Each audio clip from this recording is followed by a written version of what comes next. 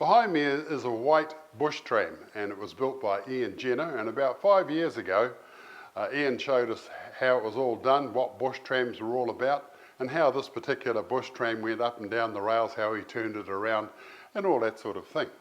5 years on, he's built another one, and it was one that was used for the same purpose as the white, and this one's got a comma cab on it, an old comma truck cab. And other trucks were used. They had Fords, they had an FF Austin from the Mammoku bush that pulled logs out of the bush, and it's basically the logging truck of the time. And these little bush trams that Ian's rebuilt were just really the bush bogies, I suppose, that took the men to work. So let's join Ian and have a look at his new comma bush tram. Well, Ian, it's lovely to see you again, and welcome back to our little show. Thank you, Bill. And the last time we saw you, you had just finished a white bush tram. Yep. And the title bush tram is basically what this truck is as well, and so you've made another one. Yep. And looking back at some of the photographs you showed us, there was this, which looked like a very popular truck that took people to the bush, but looking very dead. Mm. And so you've rescued it? Yep. Yeah, the two of them came from the Mammoku tram that the NZR had just out of Rotorua. And I did the first one up, and once I'd finished that and got it running, then it was time to start on the second one. So no rest for the wicked? No, I've tried being good, but that doesn't seem to help, so I just keep going. Good on you. So this one is also a white truck chassis. Oh, okay. And it was converted started in 1948 and finished in 1949. So did they put this comma cab on it? Yep. So it's just, that's what they did? Yep. They had the comma cab on it, and they used Chevrolet running gear, engine, gearbox, back axle, and converted it and away they went. So what drives the actual wheels? Has it got a drive shaft going to a diff, and that drives those two back wheels behind us? Yep, it's just set up exactly as if it was a truck. Oh, okay. They used a Chevrolet back axle, or 1.5 ton Chevrolet truck back axle, and cut it down and made it narrower to fit within 3'6". And so it's just got a drive shaft, and I've put a 202 Holden engine in this because I picked one up reasonable price on Trade Me, and a Holden 4-speed gearbox. Wow. I think it goes pretty well. Oh, it certainly does, yes. Yeah. It's near enough to Chevrolet for my liking. GM, the same company? Yep, same but different, yep. Yeah, wow. Yeah. Now, when I'm looking in this cab, the first thing I noticed, there's no steering wheel. And in the white, you did have a steering wheel, but that was just to hang on to. You didn't actually steer anything, which seemed odd to me. You know, you've got a steering wheel, you've actually got to steer. Yeah, well, in the first one, the steering wheel's connected up to the brakes on the front wheel. So when you want to stop, you wind the steering wheel to the right, and when you want to go, you wind the brakes off, wind it round to the left. And until you get to your destination, it's just something to lean on. Something there to hold on to it. Yeah. Sort of seems a bit more comfortable holding on to something. Yeah. But again, something in here says doesn't compute when you're looking here. And there's no steering wheel at all. No, for some reason they just put a lever down through the floor with a linkage to the brakes on the front wheel, and so you can drive with your arms folded, which doesn't seem quite right somehow. No. But I think that's coming. I mean, they can do that now with electric cars. Apparently, you don't have to steer it. It gets on with itself, knows where it is, knows where the car in front of it is, and you just sit there and read the paper. But there's something in here that says, "Hang on a minute, this is who's got control of this here?" Yeah. Somehow it doesn't quite seem right, but it is the coming thing. So we'll see what happens. So there's a few levers in here. There's one on the far side, and then there's the gear lever, and then I guess that's a brake, and then there's looks like a clutch and a brake, and an accelerator. Maybe just talk us through those. Well, the one on the far side, because you've got steel wheels running on steel track, it can get quite slippery at times. So the lever on the far side, you pull it, and it drops sand down onto the rails just in front of the driving wheels. Oh, okay. So if it gets a bit slippery, you pull the lever, drop a bit of sand, and away you go, rock it along. And the next And one? the other one is just your gear lever and then the brake lever. So how many gears do you have? I've put a Holden 4-speed gear, so So you 4 can- in reverse, but here our maximum speed's supposed to be 20 kilometres an hour. So you don't get the top So notch. no, I haven't tried top yet. The third gear is quite enough, Yeah, really. fair enough. Yeah. And then there's the brake, and then there's got the clutch and the brake. Is that just something to put your feet on, or? No, it works just like a car. It's just like you were driving a car. It's just okay. a foot brake. Works the hydraulic brakes in the Chevrolet back axle, Yeah. and the clutch is Let the clutch out, away you go. where you go. An accelerator on the Accelerator for the go. side. So, okay. Yeah, so it's just Just like driving an ordinary truck, except you haven't got a steering wheel. Yeah, exactly. You drive along with your arms folded. And I also see that this particular truck's got, for a bit of air conditioning, you can get that windscreen open and a bit of airflow. Yeah, well, that was the old English way of having flow-through ventilation. You whip the windscreen out and let a bit of air through. So. Sure. And it's got little ventilators in the side panels as well. So Wow. they thought of everything, even wind up and down windows. So here at the Pukimaru Junction, is that what it's called? Pukimiro, yep, Pukimaru. Yep. And it's sort of about 10, maybe 15 minutes from Huntly, heading west. yep. And you're open once a month, something like that? We're open on the first Sunday of a month, and we take people for rides.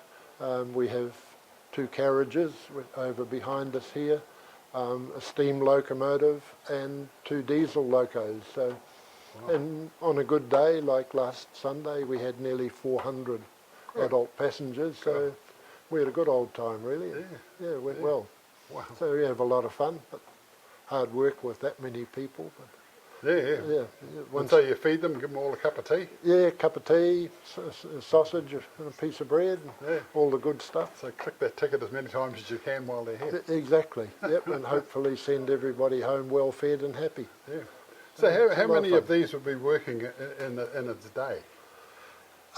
Well, just about every sawmill, and there were hundreds of sawmills around the country, had their own little tramway for bringing the logs down to the bush. Oh, okay. And so they you had trucks like this of different sorts to take the men out to work in the forest, or sometimes they would have a little village up in the bush and would bring the people down to civilization. And Yeah. it's, yeah, they were. Because there are a few photographs of a variety of trucks with trucks of logs, showing maybe 6, 7 Yeah, log wagons behind them. yeah. Well, particularly at Mamaku, they made petrol engine machine, diesel engine machines for carrying the logs, because the Forest Service decided they didn't like steam fire in the bush. Oh, okay. So they persuaded everybody to go to internal combustion. Now there's a difference between tramways and railways, and one's Yep. less pedantic or Yeah, than the other. Yeah, there was the railways was the sort of the main New Zealand railways, but there was an act called the Tramways Act, and that licensed people to build railways, and they were to a much lesser standard than the main railway was. Oh, okay. So, yeah, so they were generally just for private use of that sawmill, and generally of relatively short length. So they would have had, like, I just remember the little flat-nosed jinker, or little motorised jinker with 6 guys either side sitting sideways, and off you go like a little outboard motor on the back. But no, there's just a little engine driving this thing to take people to wherever they have to go, mainly the maintenance people for the rails. Yeah, well, they had all sorts of different machines according to the, I guess, what was available in the imagination of the guy that was building it, really. Right. And they just did what they needed to do to keep them going. Now this isn't new, having a vehicle on rails. And in America, way back in sort of like the 20s, I see photographs of all sorts of different vehicles, trucks and cars on bogies going along rails. So it's nothing new. No, it's not new. No, they steam was always an expensive piece of machinery to operate, and so they tried all sorts of petrol engine vehicles to Take them from be A a to lot B. simpler and Yeah. easier to operate. But I guess if you've got one of those and you want to take your kids to town on something like this, you know, you've got to make sure the track's clear. And the last time we were here, they actually gave you a sort of like a hoop thing, Yeah. a cane hoop. Yeah. And you had to take that with you, and then you give it back when you came back, which meant if the cane hoop isn't on where it's supposed to be, somebody's on the rails. Exactly, yeah. Yeah, that was the New Zealand Railway had a tablet system, and the next station was connected to this station, and only one tablet could be out, so there could only be one train on that section of the line. And we use it here just to make sure Yeah.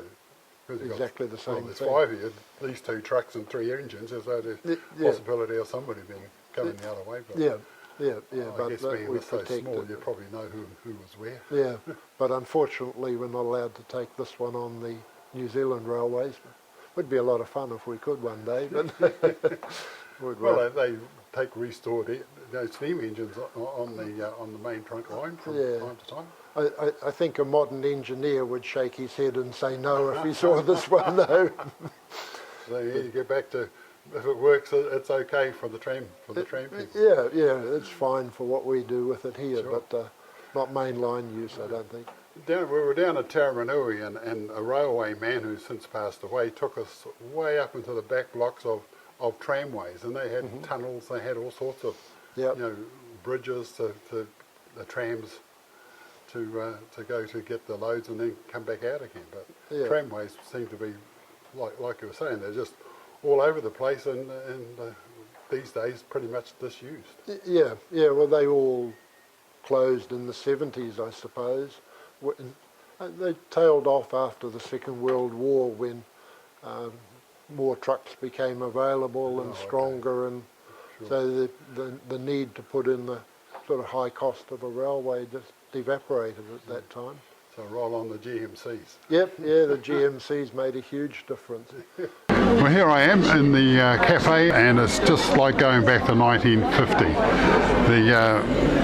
The chairs of the time, Formica I think it's all called, and the black and white floors. There's Elvis Presley over there, there's a jukebox over there, there's memorabilia behind me, that beautiful montage of cars behind me. There's even an old Dodgem. Remember the Dodgems that they used to show? Boom, boom, boom.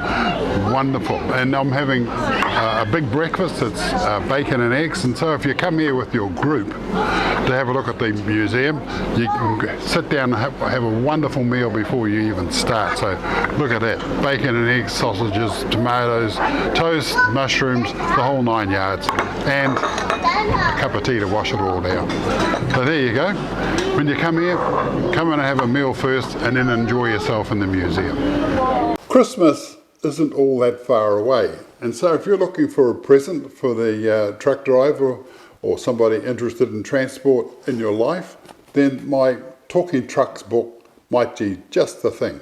So if you'd like a copy, just email me, billhohepper@extra.co.nz, and I'll take your details and I'll get a copy in the post to you. Now this book covers trucks basically heading back from about 1972 to the time they started making vehicles. So a good historical book, and tells you all about the New Zealand transport industry up until about 1972. So for a Christmas present, perfect. Email me, billhohepper@extra.co.nz. But some of the tramways, like the one at Ongarui, just north of Tamanui, was a huge undertaking. They would have spent, in today's terms, millions of dollars on building the railway. Yeah. We've been to Waimiha, and it looks like everybody and his dog just walked away from their place. And Yep. if you get a chance, folks, that's a good place to go and go and visit. But just prior to that, at that little township, there is a whole spiel about the tramways and how they went about it and what they did and what it cost. Yeah, well, the Ongarui is now the timber trail, and so basically if you go cycling on the timber trail, you're going on an old tramway. Wow. And that was put in by the company to bring the logs down to the mill. Oh, okay. Yeah. So what's next in line for you? You've done this one, is there another one, or are you just going to enjoy them? Or I know you've got an old Morris. Yeah, I've got the old Morris commercial. I need to do that again one day. But Oh, okay. I've got a small four-wheel, just a little people carrier jigger that came from Bennett and Punch sawmill, which was just to the south of Varakuni. Oh, okay. So that's the next project. So no, I'm not going to quite retire yet. Yeah, no. Still got a bit more work Absolutely to do. you do. Yeah. Oh well, I think we should jump on this and go for a bit of a black down the track there. And, Okay. Yeah, so you jump in, I'll just watch you get in. Okay. Here we go. This will be fun. So you're there now. And I'm here. It's obviously there's no steering wheel in front of you. No, and your whole you mind must be just going. Yeah, you just sort of drive with your arms folded. Yeah. It doesn't seem right. No. But, yeah. But beautiful comma, beautiful cab. Yeah, no, I was lucky I picked this up on Trade Me, and the other one was just totally scrap metal, so I picked this one up, and here we are. Oh well, give her a kick in the guts and.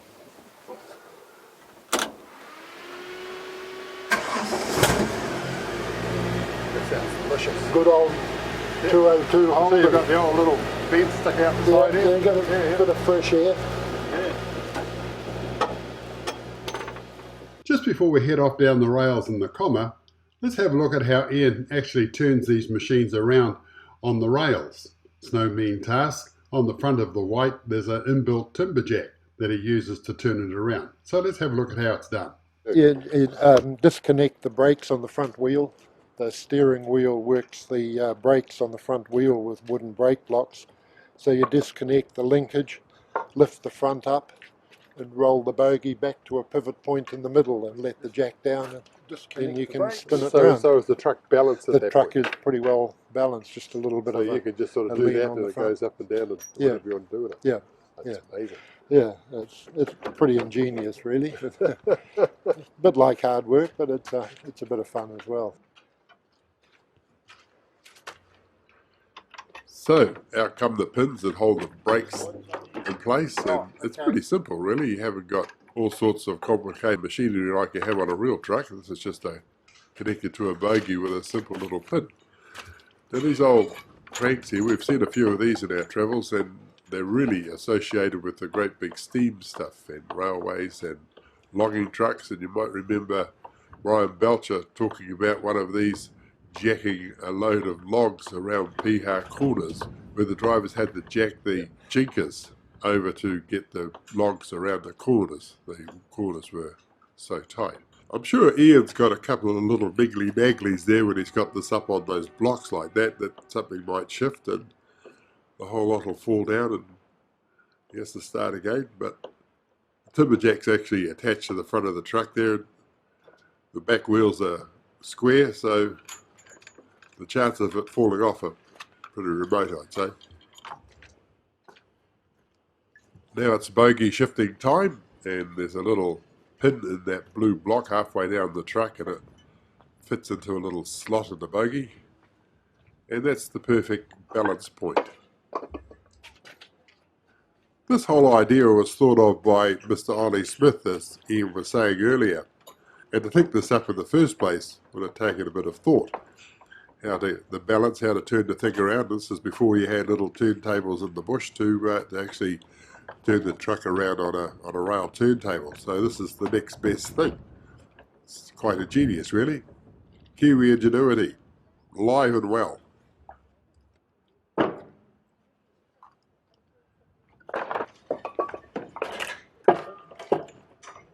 Will the chocks come out?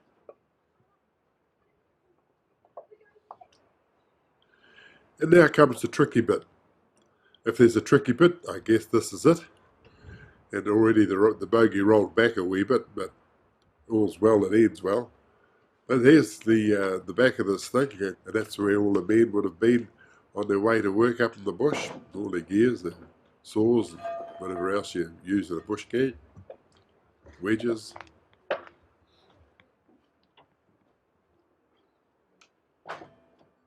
But all Ian has to do really is just put those two big back wheels back on the rails, and then we're all ready for the for the next bit. Wind the front down and put the bogie back. It's just a one-man job. I mean, Ian's not the fittest person in the world, but he's managing this okay. So back go the blocks and we're ready for part 3.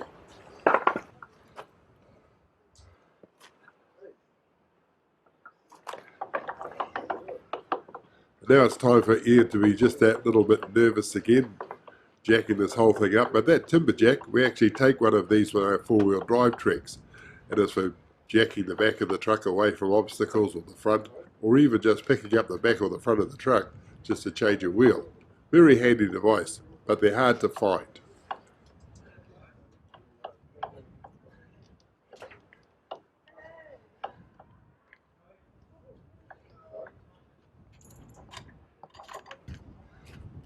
And now for some old aeroplane speak, chocks away.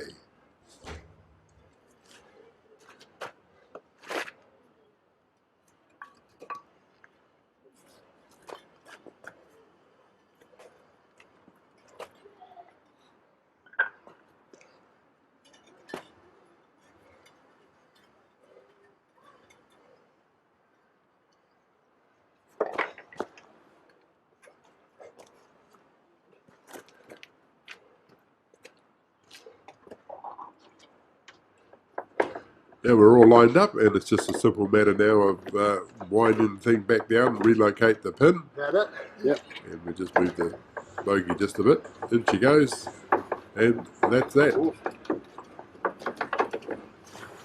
And that's it. That's amazing. That certainly keeps you fit, Ian. Yeah, it does. Brakes back off. Connect the brakes back up.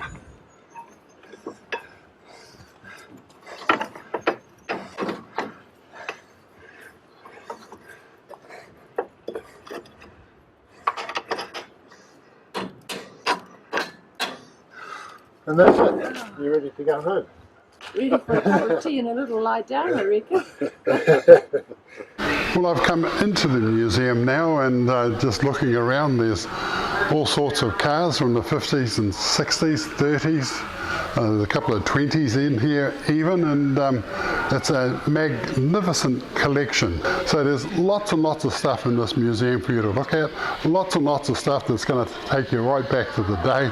And if you're new, well, there's lots of stuff here about New Zealand history. So if you come here, you're coming to Railside Place, which is off Rifle Range Road in Hamilton. Certainly worth a look if you belong to a car club or some sort of a club and you want a place to go. This is the place to come, and you can start off with a meal in the cafe. Come and have a look, enjoy yourselves. I absolutely recommend it. So where does the word tram rather than train come from? I think they were licensed under the Tramways Act rather than the Railways. Oh, okay. So that meant that the bush people, the sawmillers, could run at a different standard of equipment and less regulation than if they were covered by the Railways Act. So the tram is just a way to get around bureaucracy at the time? I think it was a way that the bureaucracy sort of let people have a bit of freedom. Get our men up into the bush without having to sort of go through a whole bunch of rigmarole that wasn't really necessary. I mean, it's just a truck, it's not a great big huge locomotive. Yeah, well some of the tramways had locomotives. Some of them were quite substantial railways in their own right, with very high engineering standards. Is Cowrail part of that? Cowrail sort of go up into the bush and they get out to the Cowrail timber building? No, that's part of the NZR line. Oh, okay. But the Carter Holt Mill at Wakatani, they used to have a tramway that ran up from Edgecombe up near Murupara. That was a good long tram as well. It was always, since I've been doing this, you see tramways and tram lines, and I thought, there's no trams run on them. What's the story, you know? No, they're sort of known as bush tramways rather than bush railways generally. And so you had sort of shunters and that sort of a truck train locomotives that actually pull the logs out. So the same track that this went on pulled logs as well. Yeah, they were pretty well used for hauling the logs down, and as a subsidiary for getting the men in and out.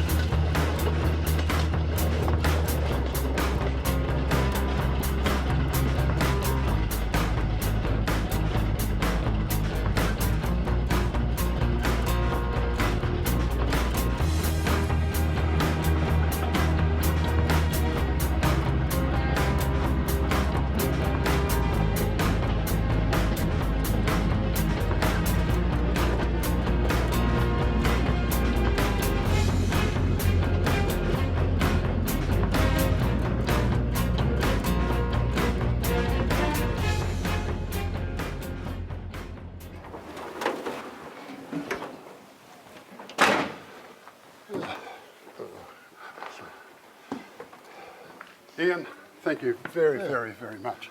And it's guys like you that keep New Zealand history alive, and that's important. And as you said, 400 people came to have a look at New Zealand history, and it's a credit to you and your team that do that. And if you want to come and have a look at this place, it's about 10 minutes from, you go across the bridge at Huntley, follow your nose, and there's a sign down there, I think, that says... The Glen Afton Line Bush Tramway Club. So come and see us the first Sunday of a month. And thanks very much, Bill. Appreciate all the work that you do to keep the history going as well. Thank you very much. In this little section, I'm looking at a very unusual machine. It's a steam locomotive, and according to the blurb over there, it's the first one in New Zealand, and it came to Invercargill. And the idea behind it was that they had a railway going to the Bluff, which was an important port at the time, but they also were talking about taking one north of Invercargill up to through Winton and up further north, and this is what they came up with. And now this is special because it's running on wood, and these wheels here are angled to sort of go into the groove of the wood there, and the big wheels. And these big wheels sit on top of the looks like an 8x8 block of wood, and drive it. And these wheels lock it on to the wood. So a wooden tracked railway, and this came from Ballarat in Australia about 1863, which is a long time ago. And as you can see, it was a steam train. But again, there's the other wheel that sits on the track, and the one on the inside under here is on an angle like that on purpose, so you can see the wood, and the angle of that wheel holds them in place, and it's the same on the other side here. So that's something very unusual. I haven't seen anything like that before. But one of the downsides of this thing was that the cinders and the sparks set fire to the rails sometimes, and so that wasn't any good. There were lots of political arguments at the time whether this is a good thing or whether it's a bad thing, but it did exist, and it did do some work, and it ran on these sort of look like 10 by 10 squares of timber, those to hold it on, and just the driving wheels of a normal steam train. There they are. The brake, had to lean on that pretty fiercely because it's just a big block of wood there to slow it down, and in order for a bit of comfort for the operators, they've got some upside down springs here doing their thing. Would have towed a coal train, and it says on there, it says Hunt and Opie, Victoria Ironworks, Ballarat, Australia, and that's where it came from. So the wooden railways, who would have believed it?